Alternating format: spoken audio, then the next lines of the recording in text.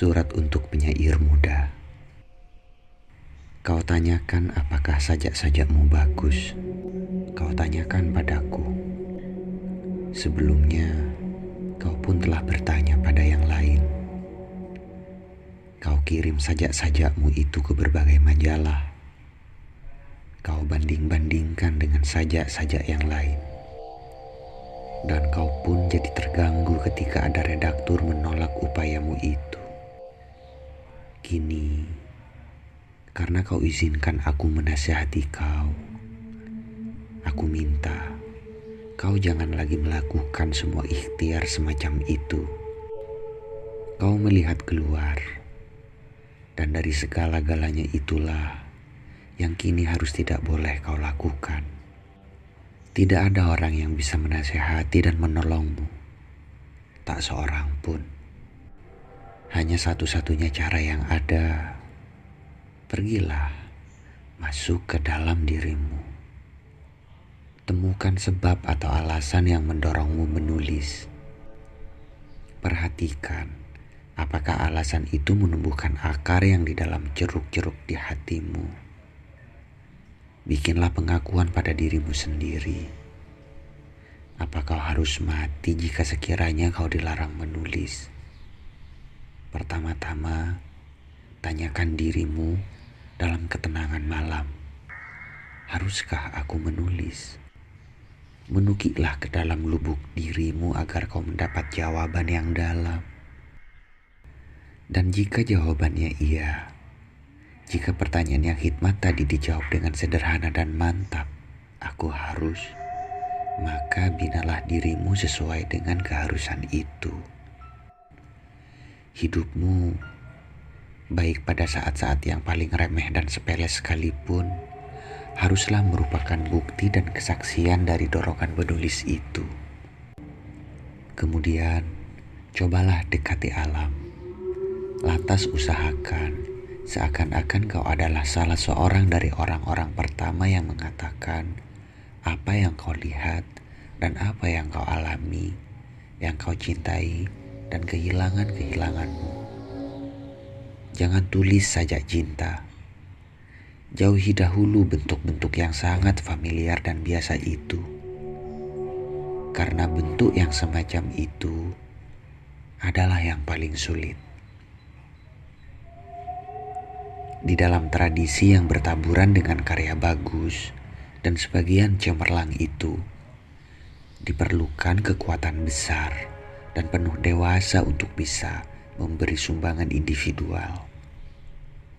Maka itu, dari tema-tema umum, berpalinglah pada apa yang diberikan oleh kehidupanmu sehari-hari. Lukislah duka cita dan keinginan-keinginanmu, pikiran-pikiran yang melintas dalam dirimu, dan keyakinanmu dalam suatu keindahan tertentu.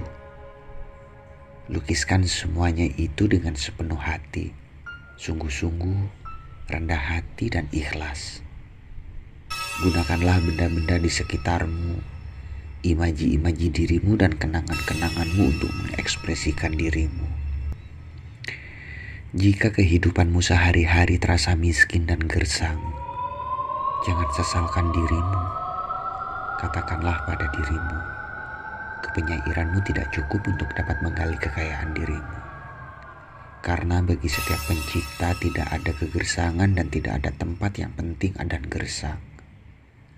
Bahkan, jika kau sekiranya berada dalam penjara dengan tembok-temboknya yang menjauhkan kau dari suara dunia, bukankah kau tetap masih memiliki masa kanak-kanakmu sebagai gudang khazanah kenangan yang kaya raya? Perhatikanlah itu. Cobalah bangkitkan kembali sensasi-sensasi yang tenggelam dari masa lampau yang jauh itu. Kepribadianmu akan lebih kuat tumbuhnya. Kesunyianmu akan berkembang menjadi tempat tinggal yang temaram, di mana suara-suara yang lain lewat di kejauhan. Dan jika dalam menengok ke dalam ini, dari menyelam ke dalam ini, dari menyelam ke dalam dunia pribadimu ini, akan muncul sajak-sajak. Tidak usah kau tanyakan pada siapapun, apa sajamu itu sajak yang baik. Juga tak perlu kau upayakan agar majalah dan koran-koran menaruh perhatian terhadap karya-karyamu itu. Karena karyamu itu adalah milikmu yang sejati dan berharga. Suatu bagian dan suara dari kehidupanmu. Suatu karya seni menjadi baik jika tumbuh dari kebutuhan yang wajar. Dari cara ia berasal, disitulah letaknya. Penilaian yang benar, tidak ada cara lain. Maka itu aku tidak bisa memberi nasihat kecuali ini. Pergilah masuk ke dalam dirimu. Galilah sampai ke dasar tempat kehidupanmu berasal. Pada sumbernya itu kau akan mendapatkan jawaban. Apakah kau memang harus mencipta? Dengarkan suaranya, tanpa terlalu cerewet menyimak kata-kata.